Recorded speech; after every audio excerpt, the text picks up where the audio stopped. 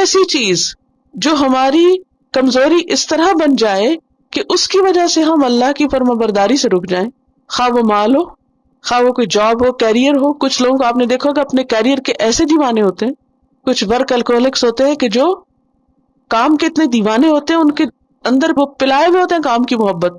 کچھ لوگ جاب کی محبت، کچھ لوگ مال کی محبت، کچھ لوگ بچوں کی محبت، کچھ لوگ کسی اور چیز کی محبت. تو وہ جس چیز کی محبت ان کے اندر رچی بسی ہوتی ہے وہ ان کو اپنے اندر اتنا کیپچر کر لیتی ہے، وہ ایسے دماغ میں خلل کر دیتی ہے کہ جس کی وجہ سے وہ بھول جاتے ہیں کہ انہیں اللہ کی اطاعت بھی کرنی ہے. آج آپ دیکھیں کہ بچے کیا ویکنس دیکھیں. کوئی ٹی وی کا شوقین ہے تو اس کے آگے گھنٹوں بیٹھا ہوا، کوئی میچ دیکھ رہا ہے تو گھنٹوں تک اشربوا فی قلوبہم، اس ڈیش میں ڈال لیں کچھ اور، اجل کی جگہ کوئی بھی چیز رکھ لیں. یعنی یہ آیت لکھ کے تو اجل کو خالی جگہ کر کے کوئی کسی چیز کا فین ہے، کوئی کسی چیز کا کریزی ہے، کوئی کسی چیز میں اٹکا ہوا، کوئی کہیں پھنسا ہوا ہے. اور یہی اٹکاؤ، یہ رکاوٹ اس کو روکے ہوئے کس سے؟ اللہ کی اطاعت سے. وہ زبان سے کہہ رہا ہے سمعنا، لیکن حال سے کیا کر رہا ہے؟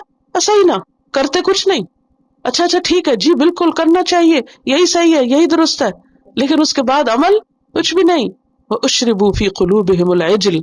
ہم سب کو اپنے اپنے اجل کو ڈھونڈنا ہے کہ وہ کون سا اجل ہے جو ہمارے اندر ایسا سما گیا ہے، ایسا جذب ہو گیا، جیسے پانی مٹی کے اندر سما جاتا ہے تو اس کو اس سے الگ نہیں کیا جاتا، جس نے اللہ کی محبت کی جگہ لے لی. ہر وہ محبت فتنہ ہے، شر ہے جو اللہ کی محبت کی جگہ لے لے. صرف وہ محبت قابل قبول ہے اللہ کے ہاں کہ جو اللہ کی محبت میں اضافے کا سبب ہو. باقی سب فتنہ، سب آزمائش، سب اجل ہیں، سب بچڑے ہیں جن کو انسان اٹھائے پھرتا ہے اور جس کی وجہ سے انسان اللہ کی اطاعت سے دور ہو جاتا ہے. اور اس کا ٹیسٹ لینا ہو تو اپنی نماز کا لے لیجئے. اگر نماز وقت پہ نہیں، نماز میں تاخیر ہے، نماز میں دل نہیں لگتا، نماز میں خشوع و خضوع نہیں، تو کیا ہے؟ ضرور اس کے پیچھے کوئی نہ کوئی اجل ہے. اچھا، یہ اجل کیوں اندر آ جاتے ہیں؟ یہ اجل کو جگہ کہاں سے مل جاتی ہے؟ لفظ سمجھ رہے ہیں اجل میں کس کے لیے بول رہی ہوں؟ یہ اجل کیوں آ جاتے ہیں؟ بکفرہم، اللہ کی نافرمانی سے. یہ سزا ہوتی ہے انسان کے لیے. کسی بھی خاص چیز کی محبت جو اللہ سے دور کر دے، یہ دراصل کیا ہے؟ فتنہ. اور یہ فتنے میں پڑتا کیوں ہے انسان؟ اللہ کی نافرمانی کی وجہ سے. جب انسان اللہ کی کوئی نافرمانی کرتا ہے تو نتیجہ کیا نکلتا ہے؟ اس کی سزا ملتی انسان کو. اللہ کی نافرمانی کی، اللہ کے کفر کی، اللہ کی آیات کے کفر کی سزا ملتی ہے انسان کو. اور وہ سزا کیا ہوتی ہے؟ کہ انسان کسی ایسی چیز میں اٹک جاتا ہے کہ جس کے بعد وہ کسی کام کا نہیں رہتا، اور کم از کم اللہ کے کام کا نہیں رہتا، اللہ کے دین کا نہیں رہتا، اللہ کی اطاعت کے قابل نہیں رہتا. تو اوپر ٹاپ پہ کیا ہے؟ اللہ کی نافرمانی، کفر. جب کوئی کفر کرتا ہے تو کہاں گرتا ہے؟ اجل میں. اور پھر وہ اجل اس کے لیے کیا بن جاتا ہے؟ ایک مصیبت، جس کی وجہ سے پھر وہ بیکار ہو جاتا ہے، کچھ کرنے کے قابل نہیں ہوتا. ان کے ساتھ بھی یہی ہوا تھا.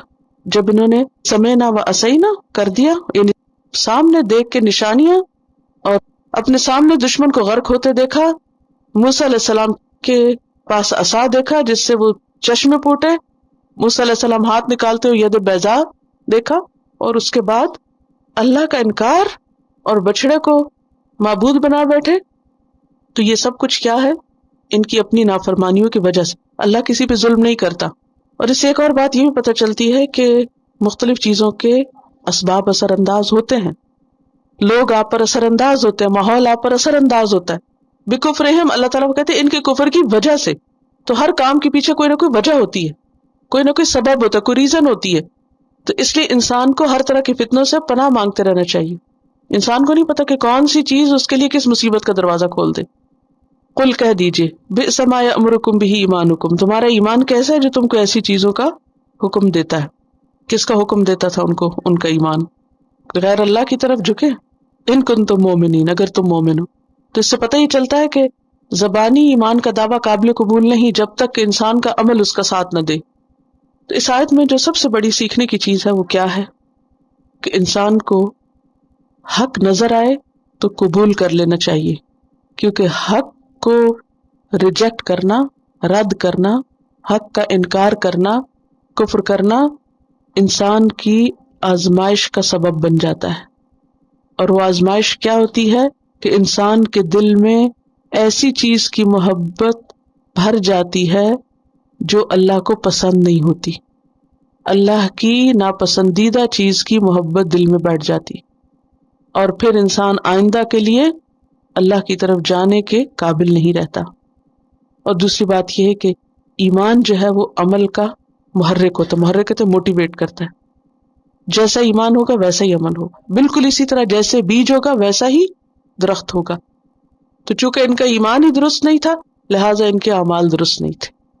وَإِذْ أَخَذْنَا مِيثَاقَكُمْ وَرَفَعْنَا فَوْقَكُمُ الطُّورَ خُذُوا مَا آتَيْنَاكُمْ بِقُوَّةٍ وَاسْمَعُوا قَالُوا سَمِعْنَا وَعَصَيْنَا وَأُشْرِبُوا فِي قُلُوبِهِمُ الْعِجْلَ بِكُفْرِهِمْ قُلْ بِئْسَ مَا يَأْمُرُكُمْ بِهِ إِيمَانُكُمْ إِن كُنتُم مُّؤْمِنِينَ.